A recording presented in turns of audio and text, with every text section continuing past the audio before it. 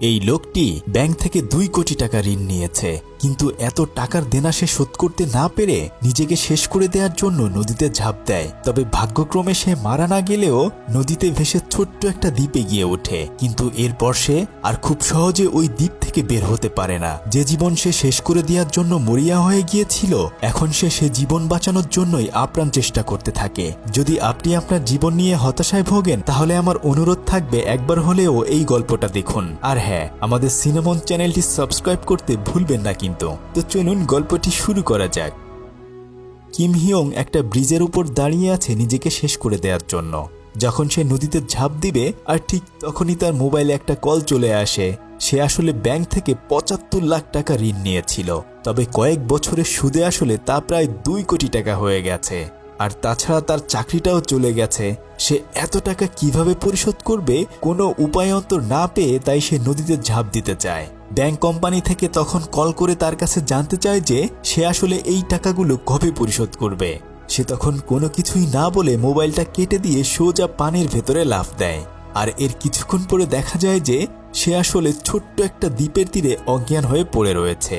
তবে সে আমার মতোই কানা মানুষ, চশমা ছাড়া কিছুই দেখে না। এরপর অনেক খোঁজাখুঁজির পর চশমা পরে সে দেখে যে আসলে সে ওই ব্রিজ থেকে অল্প একটু দূরেই এখানে আটকা পড়ে আছে। নিজের মোবাইল ফোনটি পকেট থেকে বের করে যখনই অন করতে যাবে, আর তখন সে খেয়াল করে যে সেটা আসলে পানিতে ভিজে গিয়ে বন্ধ হয়ে রয়েছে।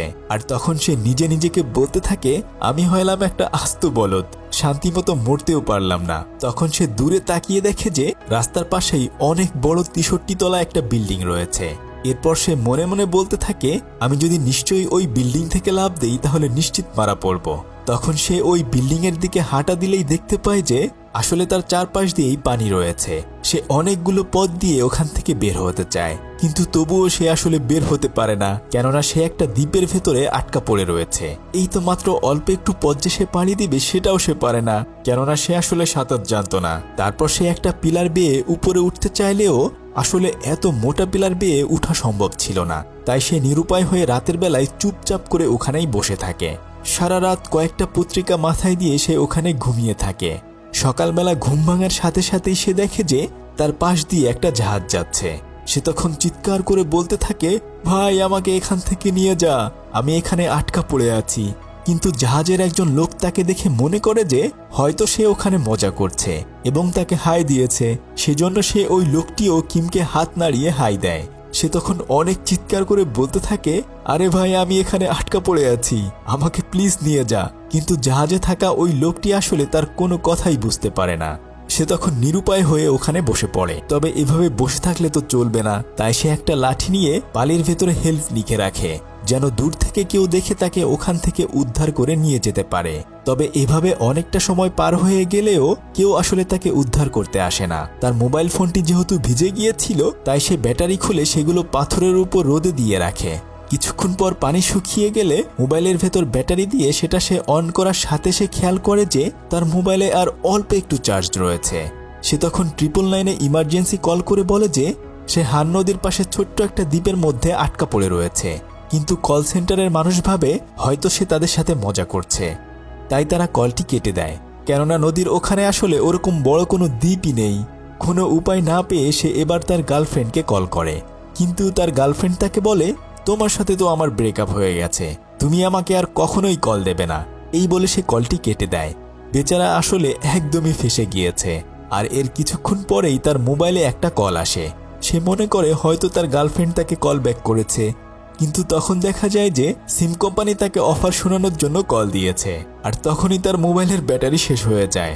এখন তো আর তার কাছে আর কোনো রাস্তা খোলা নেই, তাই সে নিরুপায় হয়ে বুকের ভেতর সাহস নিয়ে ওই পানির ভেতর সাঁতরে ডাঙায় উঠে আসতে চায়।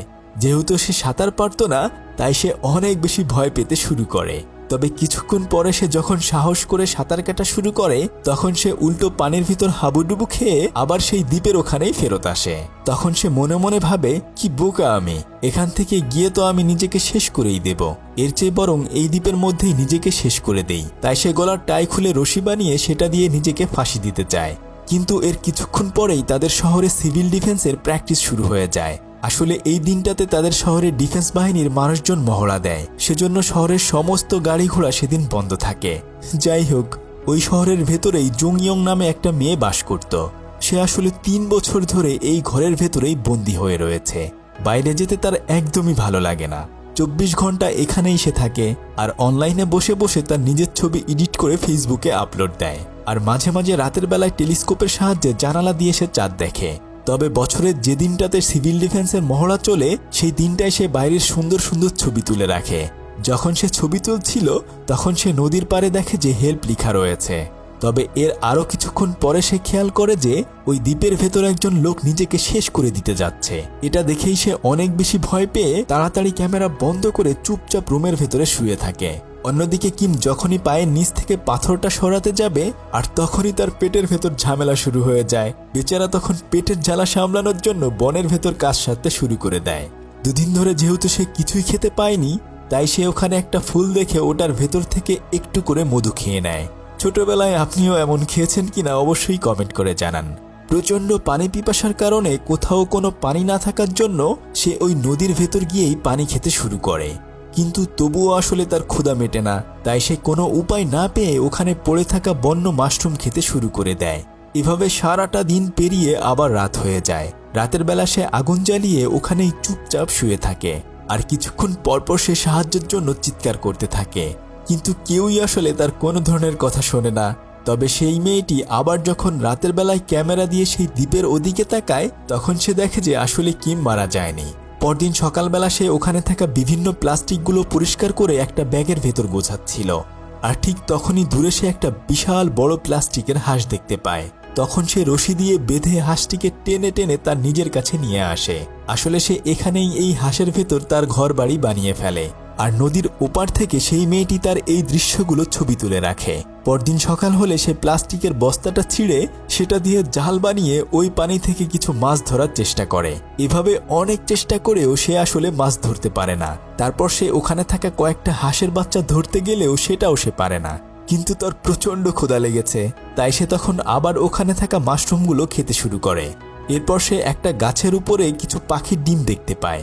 সে ওই ডিমগুলো পাড়ার জন্য গাছে উঠতে চাইলেও পারে না, কেননা সে তো জীবনে কোনোদিনও গাছেই ওঠেনি। এভাবে অনেক চেষ্টা করার পরেও সে আসলে ব্যর্থ হয়। তবে পরদিন সকালবেলা সে যখন মাথায় সাবান দিয়ে পরিষ্কার হচ্ছিল তখনই সে দেখতে পায় যে ওখানে কয়েকটা মরা মাছ ভেসে উঠেছে। সে ওই মাছগুলো এনে ফ্রাই করে অনেক দিন পরে পেট ভরে খেয়ে নেয়। এভাবে আরও বেশ কিছুটা দিন এখানেই পেরিয়ে যায়। সে এখন পাখি শিকার করাও শিখে গেছে। সে একটা পাখি ধরে এনে ফ্রাই করে অনেক মজা করে খেতে থাকে। আর সারাদিন সে ওখানেই ওই দ্বীপের ভেতর শুয়ে থাকে।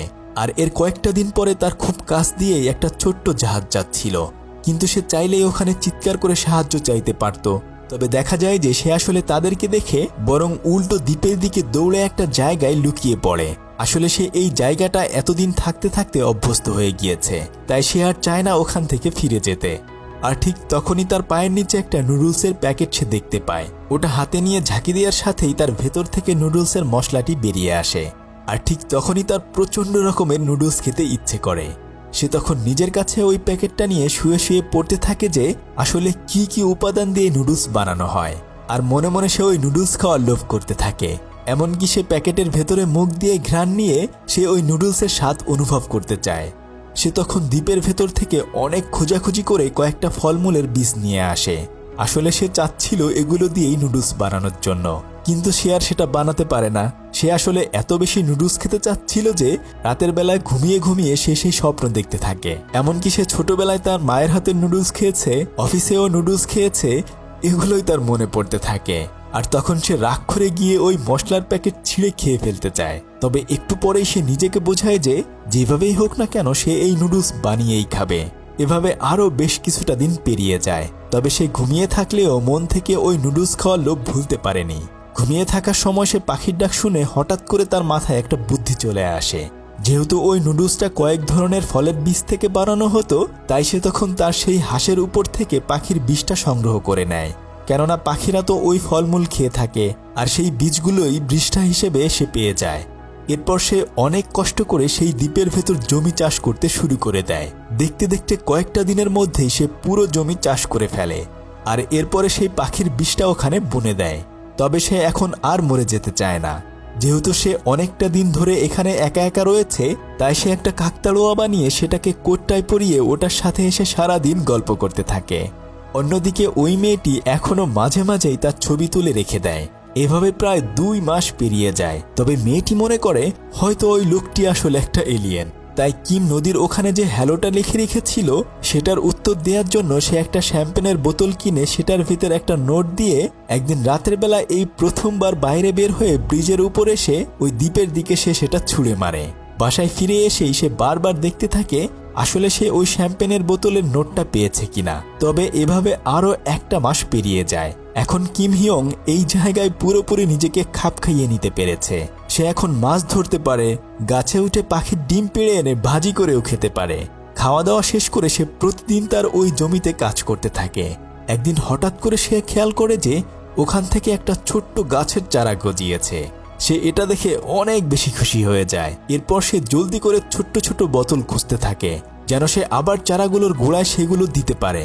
অনেক খোঁজাখুঁজি করে সে দেখে যে গাছের উপরে একটা শ্যাম্পেনের বোতল রয়েছে। এরপর সে গাছ ঝাঁকি দিলে ওই বোতলটা নিচে পড়ে যায়। বোতলটি হাতে নিয়ে সে ওটা খুলে ভিতরে দেখে যে একটা হ্যালো লেখা রয়েছে। সে তখন কাকতাড়ুয়ার সাথে কথা বলতে থাকে আর ভাবতে থাকে নিশ্চয়ই কেউ তাকে ফলো করছে। এটা ভেবেই সে তখনই প্যান্ট পরে নেয়। তারপর সে নদীর কিনারায় এসে সুন্দর করে বালুর ভিতরে হাউ আর ইউ লিখে রাখে। মেয়েটি 17 দিন পরে তার এই লেখা দেখে ওখান থেকে কয়েকটা ছবি তুলে রাখে।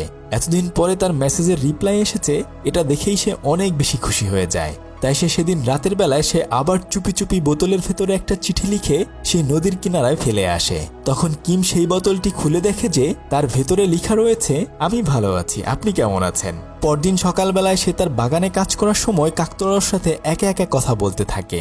আর সে বলতে থাকে নিশ্চয়ই কোনো একজন পাগল আমাকে এভাবে চিঠি লিখেছে।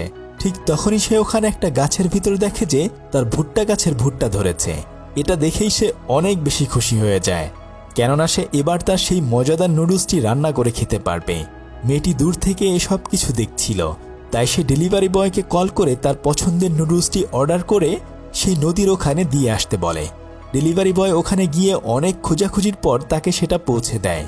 কিন্তু কিম আসলেই নিজের রান্না করা নুডলস খেতে চেয়েছিল, কেননা তার জন্য সে 6টা মাস ধরে অপেক্ষা করছে।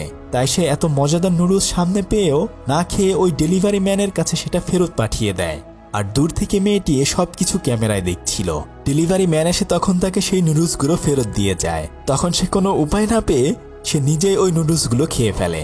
অন্যদিকে কিম ওই দ্বীপের ভেতরে প্রত্যেক দিন সেই ভুট্টা গাছের চারাটার যত্ন নিতে থাকে। আবার কয়েকদিন পরেই মেয়েটি তার কাছে সরি লিখে একটা চিঠি পাঠায়। দুজনকে না দেখেও এভাবে একটু একটু করে কথা বলতে থাকে। এভাবে আরও বেশ কয়েকটা দিন পেরিয়ে যায়। আর কয়েকদিনের মধ্যেই তার ভুট্টা গাছটাও বড় হয়ে যায়। এরপর সে ভুট্টাটি ছিঁড়ে আরও কয়েকটা সিমের বীজ দিয়ে নুডলস বানানোর চেষ্টা করতে থাকে। এতদিনের কষ্টের পরে সে ওই নুডলস বানাতে সক্ষম হয়। এরপর সে মশলাটি মাখিয়ে খাওয়ার সময় কান্না করে দেয়, কেননা এই কয়েকটা মাসের মধ্যে তার জীবনের এই একটাই মাত্র লক্ষ্য ছিল। এটা ভেবেই সে অনবরত কান্না করতে থাকে। আর দূর থেকে মেয়েটি তার এই দৃশ্যটির ছবি তুলে সেটাকে হাত বুলিয়ে দিয়ে হাসতে থাকে। আর পরের দিন মেয়েটি তাকে কনগ্রাচুলেশনস লিখে আরও একটা চিঠি পাঠিয়ে দেয়। কিম তখন এটা দেখে অনেক বেশি খুশি হয়ে যায়। সে তখন মেয়েটির কাছে জানতে চায় সে আসলে কে এবং তাকে সে দেখতেও চায়। মেয়েটি তখন অনেক খোঁজাখুঁজি করে তার সুন্দর একটা ছবি প্রিন্ট করে বোতলে ভরে তাকে দেওয়ার জন্য গেলেও আবার কি মনে করে যেন সে সেটা তাকে দেয় না। আর এর পরদিন কিম বনের ভেতর খুঁজতে থাকে আসলেই সেখানে কোনো বোতল ফেলে রাখা হয়েছে কিনা। সে অনেক খোঁজাখুঁজি করার পরেও আর কোনো কিছুই পায় না। এর কয়েকটা দিন পরেই প্রচণ্ড ঝড় শুরু হয়ে যায়। সেই ঝড়ে তার সাজানো গোছানো সবকিছুই এলোমেলো হয়ে যেতে শুরু করে। সে অনেক চেষ্টা করতে থাকে তার জিনিসপত্র সবকিছু গুছিয়ে রাখার জন্য। এমনকি তার সেই হাঁসের নৌকাটিও তখন ঝড়ের পানিতে ভেসে চলে যেতে চায়। অনেক চেষ্টা করেও সে আর সেটা নিজের কাছে রাখতে পারে না।